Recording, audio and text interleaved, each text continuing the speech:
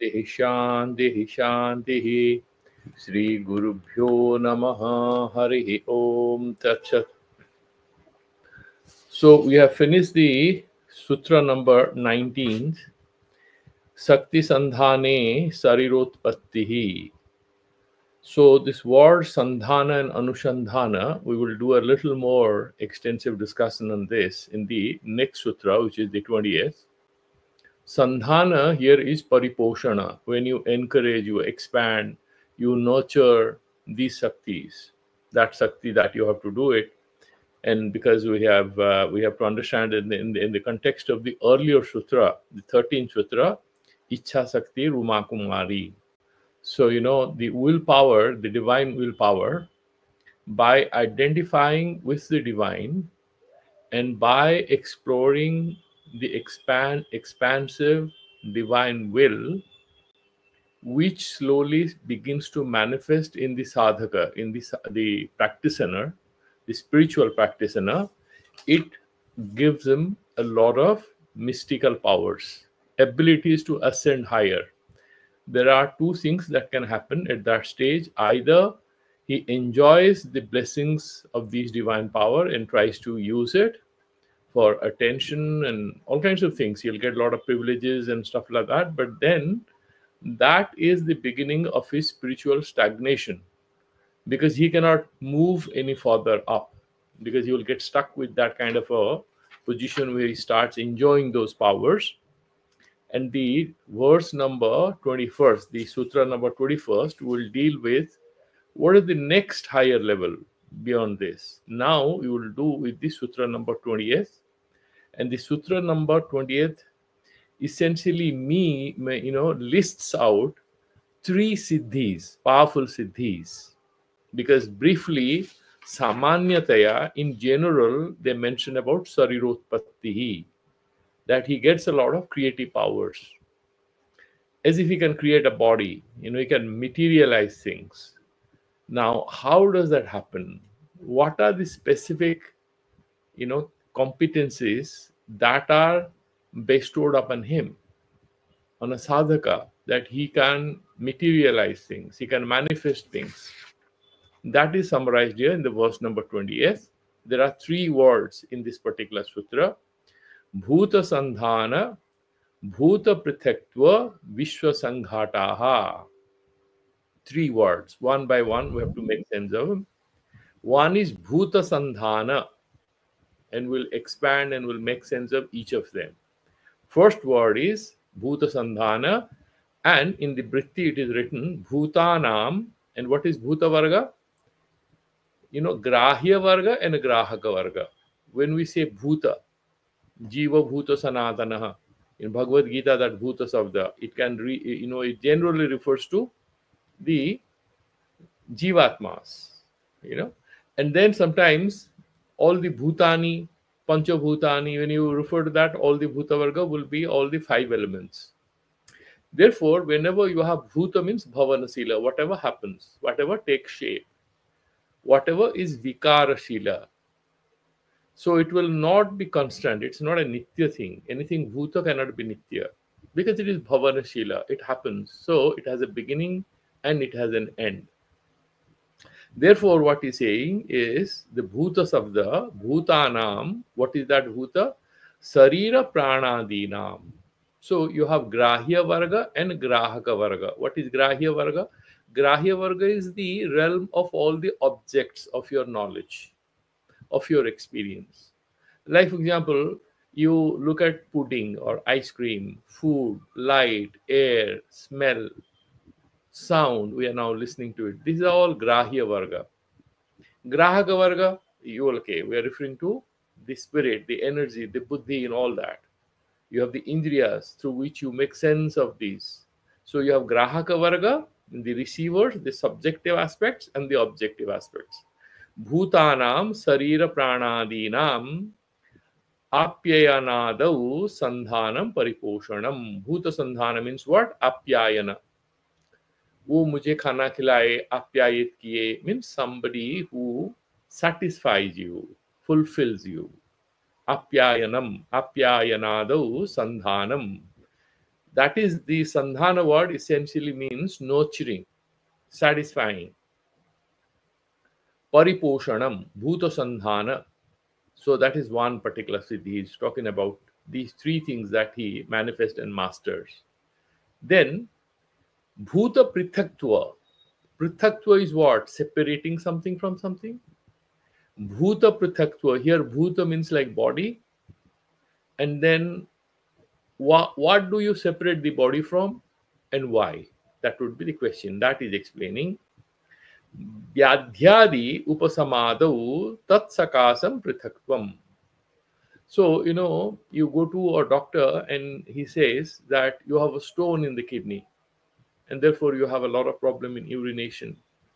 Or there are all kinds of problems we have, right? You can have gallbladder stones, you have all kinds of things. You have a blockage somewhere in the arteries, so you have a pain in the leg, or maybe you have a problem in the cardiovascular system. So you have presence of something which causes some pain or illness in us.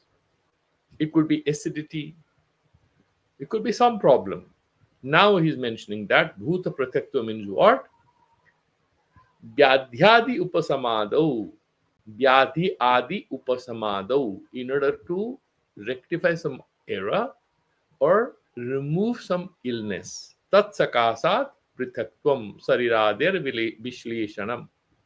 So something through which you are separating something, presence of which is causing some illness in the body. Now, let's imagine that you have severe cough and cold. So you have all these mucus and all things loaded, right? Your sinuses are corrupted. I mean, your sinuses are highly infected. Or all these bacteria and stuff like that. How do you flush this bacteria out? You take antibiotics. He's saying this particular sadhaka, he is able to nurture the body. And worry, everyone nurtures the body. Everybody takes food and water and sleeps and takes vitamins. So what is so special about the sadhaka here? That we will discuss in the commentary. He's saying that even without the natural inputs, let's imagine that I have seen that a very old, thin person, and then he would be living on the top of a mountain where there is a temple or a cave, and he lives there. Even a very healthy person wouldn't be able to ascend or scale that mountain, reach that cave without getting severely exhausted and tired. This guy walks up and down twice a day. How does he manage it? So he's saying this Siddha Yogi, this sadhaka, this spiritual aspirant, with lot of sadhana and the inner perfection that he has, because he's doing Sakti Sandhana, he is able to nurture his body. That means infuse energy into his body, give it strength without the benefit of having access to the material inputs required for the purpose. That is why it's mentioned here, Bhuta Sandhana. Then Bhuta Prithakva. Bhuta Sandhana is adding something positive to yourself, to your system. Because we need this physical frame, the body-mind complex, for any kind of sadhana. You have those quartet that we all the time, these 4 windows, do's and don'ts, must do's, must not do's, should do, all that we mentioned, right? So there is do's and don'ts. So there are things to add to our life, our portfolio of sadhana, and things to remove from our portfolio of sadhana. Those are bad investments, bad sanskaras. We have to remove them. So bhuta prithakva, that is why he's mentioning that they have the ability to separate, isolate, alienate, flush out whatever is the cause of some kind of illness. It may or may not be physical illness. In a very specific sense, it could also refer to some kind of a shortcoming which is affecting our sadhana. And then we consult a lot of guides, we consult books, we consult scholars and spiritual masters, because there is a particular problem in the sadhana path. There is somebody who has to help heal that. The sadhaka, if something is there, not only in himself, but also in others, he would be able to ensure that bhuta prithakva means he would be able to remove it. Then Vishwa Sanghataha. Vishwa Sanghataha. What is that? He's explaining. Desa Kaladi Viprakrishtasya. Now, if there is a picture in front of you, you can see that picture, beautiful picture. And if you go closer, you can see the details. So if it's a very beautiful oil painting, from a distance you have one appreciation, one mode of appreciation. You go closer to it, you have a better appreciation. You will have a better study, you will see the details. Similarly, a particular project proposal, you look at a layout, you look out a plan, anything, any blueprint, any project proposal, anything you want to look at it. At the first look, you have one kind of appreciation. When you go deeper, you will have a better kind of appreciation. Okay. What he's saying is Desa Kaladi Viprakrishtasya. But however, to be able to appreciate the beauty of a painting, we need to see the painting. The picture has to be in front of us. Otherwise, we cannot appreciate its beauty, the details. We cannot listen to somebody talking about the painting and have an appreciation of it. That's not possible. I mean, you can talk about Mona Lisa's painting, you can see its pictures, but when you go to Louvre and you stand in front of that painting, then you have a different feeling. Oh, I see. This is the painting everybody was talking about. Until you were there, you just have heard about the painting. You have no exact idea about what the painting is all about and what kind of feel it generates in you when you are just about 4 or 5 feet away from it and you are having a close look at it. But these yogis are enormously different. What is mentioning here is Desa Kaladi Viprakrishtasya. You are actually not in front of that painting. It is separated. Desa Kaladi Viprakrishta. That means separated from you by way of a long distance or a different time zone. We can experience what is right in front of us. So you meet let's imagine, so you met a cousin whom you have never met. You're meeting for the first time. Okay. So she's already having a child and she's grown up and stuff like that. Okay. Now, how did she look as a child when she was going to school? Can you experience that by talking to her, sitting with her, showing affection to her children? No.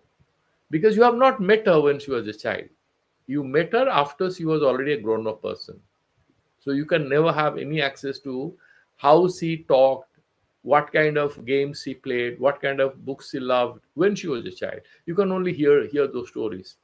These yogis can also do time travel, can also do space travel without physically being present there. That is what is mentioning. Desa kaladi viprakrishtasya cha vishwasya sanghato. What is sanghata? Earlier also this word had come. Sanghata here means jnana vishayi karyatvam. Jnana vishayi karyatvam. Object of your knowledge. That means you are able to access it. So there are, even in Nyaya, there is one is Laukika Pratyaksha. Then there is Yogika Pratyaksha. Yoga Sannikarsha Lakshana. So what is that? That yoga is Pratyaksha. So you are here, something is happening somewhere else, sitting here. You have that superior power to have a feel of it. You can smell it, you can feel it. Now there is another Jnana Lakshana Sannikarsha, where, for example, from you, 20 feet away, there is a sandalwood there. And you know that's a sandalwood. And you have a memory of the smell of sandalwood. So by looking that piece of sandalwood, you say that it has wonderful smell. But how do you say that? Because you are not being able to smell that piece of sandalwood, which is about 20 feet away from you. So they say that, okay, it's Jnana Lakshana Sannikarsha. Or you have Yoga Lakshana Sannikarsha when something is much away, but you are doing Yogika Pratyaksha. Now these people are able to do Jnana Vishayi Karyatvam. So they are able to make it an object of their cognitive access. They are able to cognitively access it without having perceptual access through the senses. They don't have access of senses The eyes cannot see them, the ears can't hear them, and yet they are able to appreciate their reality from a distance. Asya purvokta sakti sandhane sati jayate. What was mentioned in the verse number 19, sakti sandhane sarirotpattihi, that he's explaining that these three specific, competencies these people are able to have in them. Now, we'll look at the Shiva Sutra Vimarshini. Anya api asya yatha vilasitaha siddhayah etana mahatmyena eva khatante ityaha. So, this Shakti Sandhana, by virtue of that Shakti Sandhana, they are able to develop a new triad of these powers. Bhutani, Sarira, Prana, Bhavadi, Atmakani, Grahaka Varga. The same thing that we read in the Vritti. Tesam Kochida Apyayanadau Sandhanam. He will do the Sandhana Pariposhanam. Same thing what we read above. Badhyadi Upasamadau Prithakvam. Then you have that Prithakva, that means separation, isolation of the body from that which causes the illness. Sariradere Vishleshanam. Vishlesha. Vishleshana is analysis, isn't it? So, Vishlesha here is separation. In Sanskrit, Vishlesha can also be referred to separation of two lovers. So it's Prithakva Vishleshanam. Desa kaladi viprakrishtasya cha vishwasya sanghato jnana vishayi karyatvadikaha. Whatever we read in the Vritti, same thing is writing, that you are able to access reality which is beyond the reach of your senses. Asya purvokta sakti sandhane sati jayate echacha sarva agameshu sadhana adhikareshu asti. So in all the shastras, depending on the sadhana and how deeply you have moved into it and you have realized and you have nurtured your powers, you will have access to these kinds of things. And then there is a beautiful thing which is mentioned, and you are going to look at this.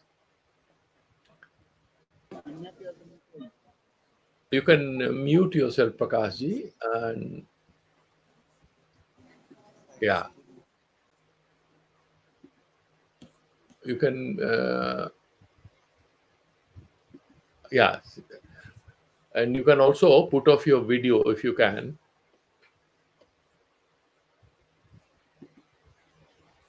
Okay. So, what is saying? Durbalopi tadakramya yatah karye pravartate. Durbalopi tadakramya yatah karye pravartate. Achadayet bubhukshyamcha tatha yoti bubhukshitaha. He is giving one example. What is the example? The first example is, sometimes you find that a person is very thin and lean and thin, is very weak. Okay? So you look at him, you think he cannot do it. It's beyond him. Durbalopi tadakramya.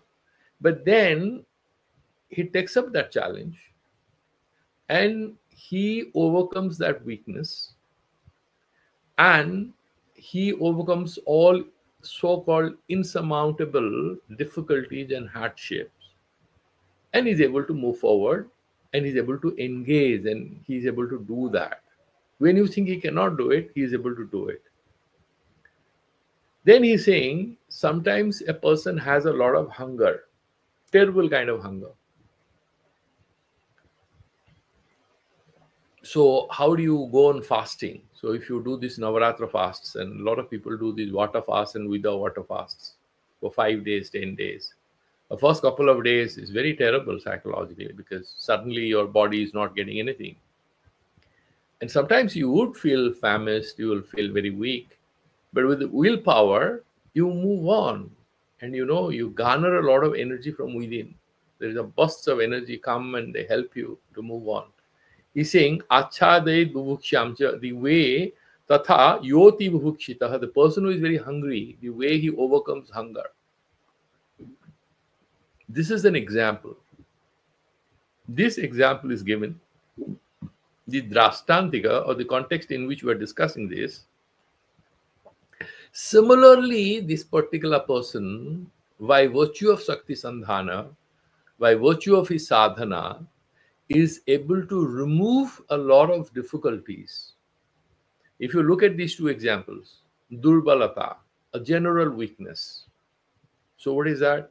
He's talking about the constituent reality that we have at this moment. Whenever we start sadhana, we may not necessarily have all the positive ingredients or inputs, or the input factors, so to say. We may not have the right input functions. We may have a few weaknesses.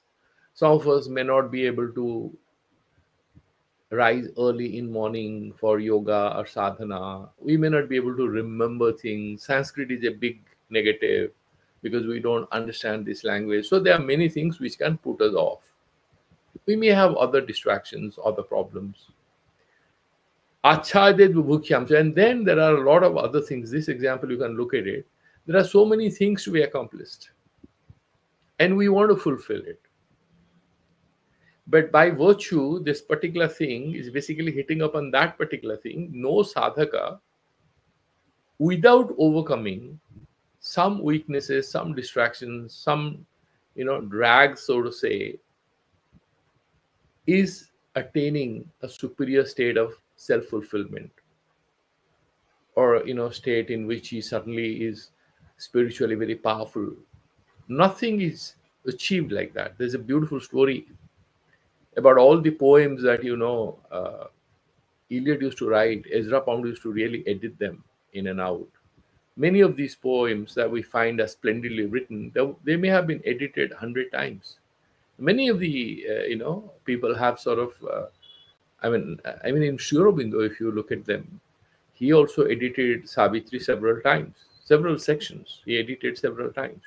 So many of these things, there's nothing which happens spontaneously. It requires effort. Divine grace, yes, but not without a lot of effort. That is what he's mentioning. Then he's saying, so this weakness happens, weakness affects us. Where from this weakness comes? That is the question that we need to answer. That is answered in the next verse that we are reading. Glanir bilunthika dehe tasyasya jnanatah sritihi tad unmesha biluptam ched kutah sa syad ahetuka. This weakness that we are suffering, whether in your professional field or in your sadhana field, in your spiritual field, glani, general weakness, depression. We face a lot of moments of depression. Even great sadhakas have faced depression. Swami Vivekananda had his moments of depression. Everybody, in sadhana paths, if you talk to any serious sadhaka, they will all share very honestly that there will be moments of depression and meaninglessness. And in Christianity, they say the dark night of the soul, or wrestling with God. You have these moments where you get separated from your inner alignment, so to say. There's a bit of a disturbance. Then he's saying, Glanir bilunthika dehe. This glani, it's like a thief. Bilunthika, somebody who does lunthana. It's like a robber. So this weakness is like a thief which enters our consciousness and steals our concentration, steals our resolution, our sadhana, takes away our attention, fills us with distractions. Glanir bilunthika dehe. And then, where from this weakness, where from these distractions come from? Where do they appear from? That he explains beautifully, saying, Tasyasya ajnanatah srutihi. Where from it comes, where from it travels into us, ajnanatah. Now, this is a very challenging thing, what he's saying. It's a chicken egg problem. We have weakness because we have ignorance. Now we are sitting to do sadhana. We want to start something new. And we cannot do it because we have some kind of diffidence. We have lack of motivation. And then Shastra says that this lack of motivation or depression arises out of ignorance. What kind of ignorance? There lies the rationale for satsanga or reading Upanishads or reading Shiva Sutra and stuff like that. Why? There is Aptavakya here. The Shastra tells us that our Swarupa is Shiva Swarupa. Then we have loads of ignorance. Something has to motivate us. Therefore, he's saying you can overcome the glani. So it's it's a sakala thing if you look at it very carefully. There is some ignorance.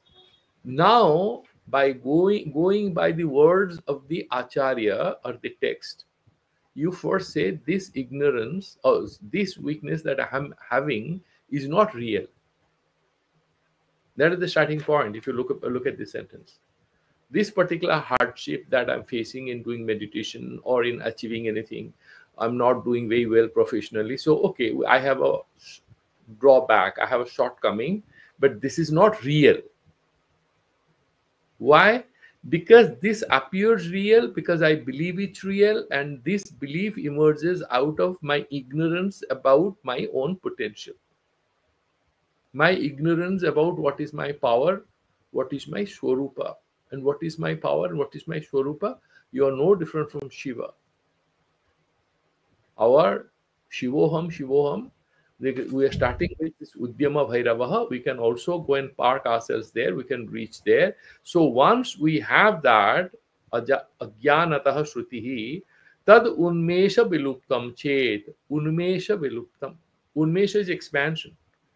So when you expand your spiritual consciousness, Unmesha, when you have this manifestation, that expansion of that spiritual consciousness, there's a moment. So, for example, like a guy was not studying at all. In a personal experience I had once in Bhubaneswar, I had gone to, service my bike, and I saw a very young, handsome boy, 15, 16 years of age, very handsome, young little boy. And then he's saying he's supposed to service my scooter. I said, who are you? What are you doing here? And he had a fancy sports cycle. I said, what are you doing here? You want to service your sports cycle? He says, no, I'm here to learn the work of a mechanic. I said, why? Then he tells me a sad story. He says that, my brother studied engineering, diploma, didn't get a job. My father has asked him to go and find a job in some temple. This guy was a Brahmin. So he's saying that find a job, and then I have no hopes. My exams are coming. It's better that I become a mechanic, because anyway, I'm not going to get any jobs. My father is about to retire. He's in a government service, in some clerk or somewhere. My sister is, about to get married. So we are a struggling family.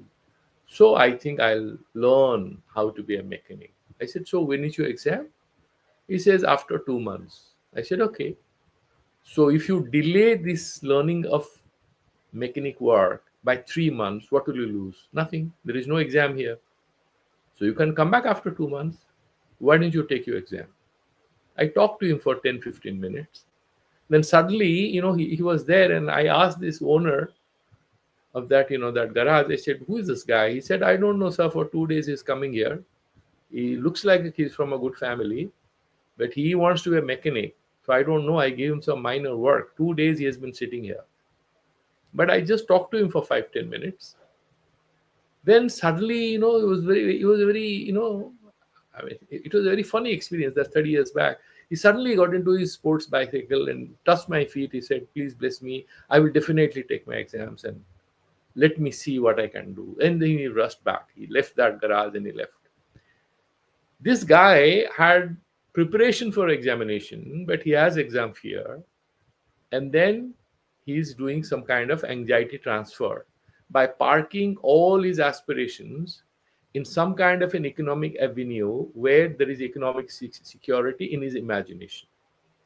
And then there is economic insecurity in the path he's pursuing. This happens a lot in the life of sadhakas.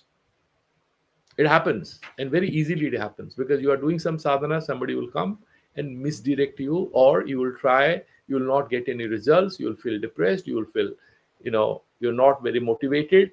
That is the time when you meet, like Vivekananda met Ramakrishna, and you meet somebody and he says, so what's wrong? No, you can do it. You are very smart, you can do it. And then that motivation reunites you with the memory of your Swarupa. You are not yet there. This Aptavakya that we are hearing suddenly reignites the memory of our self-awareness. Once that starts, then we try to ascertain it. We do further sadhana, we do satsang. The mind is further and further reprocessed, reprogrammed, realigned. Then we flush out all the weaknesses and we achieve that particular thing we call enlightenment or self-realization. He's saying, Tad unmesha viluptam ched. Tad means that ignorance. Tad ajnana. Unmeshena viluptam ched. If I can remove viluptam, I can destroy that ignorance with expansive awareness of myself, with that spiritual awareness. Kuta sa syad ahetuka. Then ajnana karya is what? Glani. The product of that ignorance is depression, lack of motivation, weakness. All this is a product and outcome of that ignorance. He's saying that ignorance can be hammered down to nothing with what? Unmesha. And what is that unmesha? Expansive awareness of your spiritual self, your swarupa. When that happens, then we can flush out this. So what is the technique now for sadhana when we have weaknesses? The technique to my mind here, it's all written in Sanskrit, is essentially first try to, they call it in, self-help, they call it self-affirmation. Do activities or think and write diaries and stuff like that, where we do self-affirmation. It's very difficult. When a person has a heartbreak, somebody is a little depressed, he has not passed an examination. These young boys and girls these days, their heartbreaks are like common cold. Every third day they have a heartbreak. Every fifth day they have a new liking for somebody, and they presume that's a relationship. So that happens. So every third day they have some failure. They apply at different places. So these are difficult moments because emotionally you are not in a right frame of mind to even understand what is your potential. Shastra says that, okay, life is like that. Don't worry about it. But remember that this glani, this depression, this vishada, whatever is a roadblock, is emerging out of ignorance. And the best way to deal with ignorance, which is the mother of all these problems, is to remove it through practice of unmesha, which is expansion of your self-awareness, expansion of your spiritual awareness. Then, how that particular thing can happen, now the sadhana starts of a person. How he can see his swarupa is explained in a couple of verses then. Yatha hyartho asputa drishtaha savadhanepi chetasi. So, you are in a firing range. You are going. So, there is a bit of practice. Your shooting practice is happening. So, if you have ever seen in the police training institutes, say they have a firing range. And all these guys, they practice firing. So you go and stand there. The master has put a certain target. But there is an obvious target that everybody can see, but there is a distant target you are not being able to see. You are seeing it, but you cannot see it. Then what happens? Then you exert your eyes, you concentrate more, and there's another guy who is being able to see the target. You're saying what to shoot. No, not that particular circle. No, not that ring. You look above. So there's nothing. But the second guy comes and he starts shooting. What are you shooting at? He said, no, there is a target. I see that. So he's exerting and he's intensifying his attention and his concentration. Then once that resolution happens, he is able to see that. Whenever we are studying something, we are looking at a project, we are trying to, especially in science, technology, when you are dealing with something, you may or may not easily understand it at the first try. But when you attentively see it, it happens also with the Sanskrit shlokas. Sometimes you are able to do the anvaya, sometimes you don't know how to do it.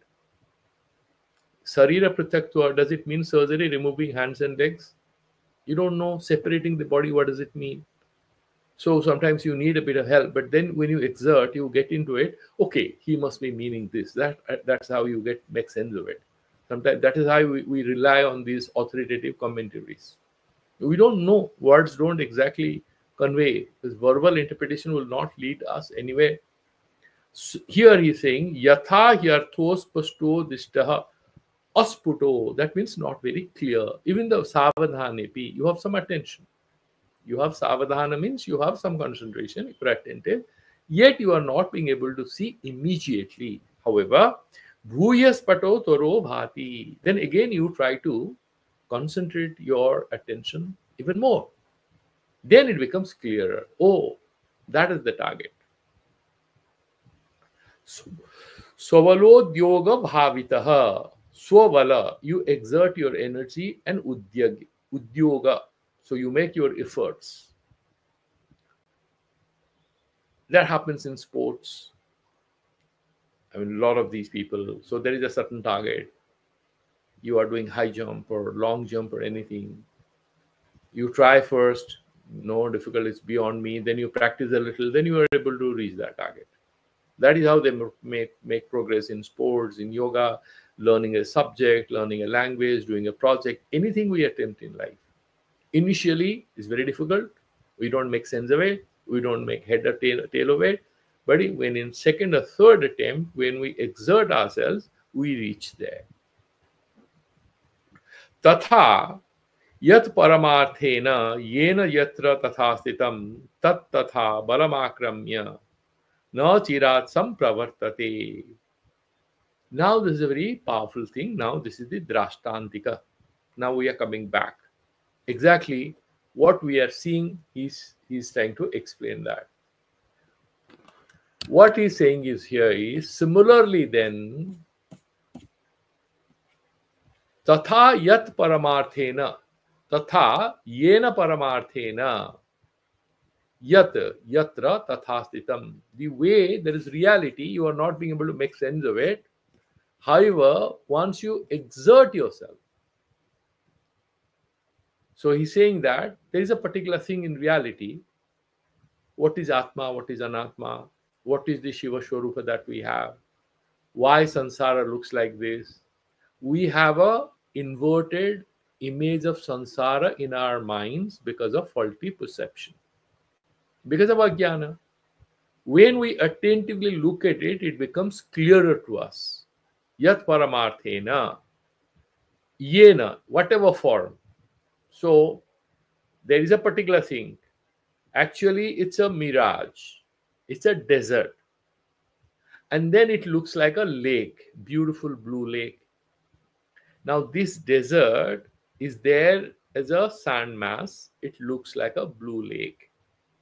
That is the magic of it. It's a sunny afternoon, summer afternoon, and it looks like a blue lake. The way it appears, the way it is there, in whatever place, time or location, okay, the way it is there, then you are able to, by using your Spanda Sakti. Spanda Sakti is what? That divine pulsation. Sakti here is Spanda Sakti. There is other book on Shiva Sutra, the sister book that we read is Spanda Karika, that divine pulsation, the Sakti, because as I told you, that Parama Tattva here is dynamic, it's not static. In the Saiva Darshana, the Kashmiri Saiva Darshana, it's not like Nishkriya, Nirakara, like Vedanta of Advaita Vedanta. Here it is dynamic. So what he's mentioning is, with the Sakti Sandhana, with exertion of your power, with your Spanda Sakti, you are able to see it exactly as it is. That is what he's trying to say. Okay, so this is the beautiful thing. So there are three things here if you look at it. Okay, that in the beginning when he's mentioning, you have one is the analytical power he uses through the Siddhi, where he separates. That's the analytical power, separating. Bhuta Pritaktva. And then you have that synthetic power. Whatever is, that something is beyond you and you are able to achieve it. You are able to make sense of it. And finally, with this synthetic power, with this analytical power, first one is that, you are trying to exert your energy and you are trying to unite them, even though you are weak and you are feeling strong, and so synthetic, analytic, and then accessing things, outsourcing, getting, sort of you try to access additional powers. So with all that, this person is essentially saying how the sadhaka, the key takeaway points for me in the sutra is like this: the sadhaka with his sadhana, where he have reached is that he is able to ascend to a higher plane of self-awareness, remove the obstructions, the inherent weaknesses, and whatever obstacles that may appear on the way. He has given a few examples of a person who is hungry and is able to master hunger. That talks about how we need to deal with all our desires, all our cravings. And when a person is very weak and then he is able to take up a big challenge to fulfill a goal, then that talks about all the challenges we set ourselves in our sadhana life or even in our material life. Where from we get this energy? The energy comes out of a realization that the weakness is a product of illusory self-awareness. Remember this sentence. We are feeling as if we are targeting bigger. Actually, it's not bigger because we are capable of that. But when we think we are weaker, that's a bigger target. We have a presumption about our weakness. That is point number one. Number two, similarly, we have hunger. Actually, we have no hunger. These are in a particular kind of self-perception. I don't have this, I don't have this. I have a feeling of insufficiency. This mental or emotional self-understanding about our insufficiencies are again arising out of ignorance. And these are like thieves. These insufficiency, feeling of insufficiency, feeling of weakness, these are like robbers, like thieves, like pickpockets, who steal away our attention, and then we stay engaged at a lower plane of hardship and struggle with these obstructions, which are not real according to him. Because once we are able to reconnect with our Swarupa through Aptavakya, through this Guru and Acharya in this Pustaka, this Shastra, then we try to invoke that Unmesha, that Spanda Sakti in us, and that expansive awareness. Our energy, if you think like that, we cannot go much longer, much further. We will not make much progress. But if we source the divine energy and understand our identity with the divine energy, we try to source this, then we are able to overcome that. That is why the most important thing here, you have Sthiti and you have Srishti, Sthiti, and Laya. And then two more words are added in Kashmiri Shaivism. One is Anugraha, and finally one is liberation. Anugraha is a very important thing in the Panchakritya. Without that, God's grace. So it's like a two-way traffic that we have to source our own energy by surrendering to the divine and with his grace. But then the Shastra says that you are Shiva Swarupa yourself, because that alone is real. So we will do this bhakti, we do this meditation. It's very Vedantic in a way, but there is a clear definition of the absolute is not Niskriya Nirakara. So he's able to give you affection, he's able to give you protection. As Thakur said, okay, I understand your Advaita Vedanta Totapuri, but I will go back to the Divine Mother. That's how I stay connected with her. And Thakur can be both Saguna and Nirguna, with that kind of an understanding. So this is a beautiful thing. It's not about powers, to my mind. This sutra is not just about spiritual powers that a sadhaka attains, but this is about how we can actually plan and take forward our spiritual sadhana to access or ascend to higher planes of self-awareness. With that, we'll stop and we'll go to the next interesting sutra. The first chapter is coming to an end when we meet again on Saturday. So, any questions? We have a little time, or we can do the Shanti Mantras. Any questions you have?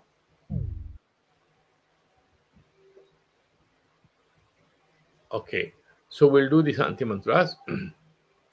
Om Purnamadaha Purnamidam Purnat Purnamudachyate Purnasya Purnamadaya Purnameva Vasishyate. Om Shanti Shanti Shanti. Sri Gurubhyo Namaha. Hari Om Tat Sat. So we'll meet again.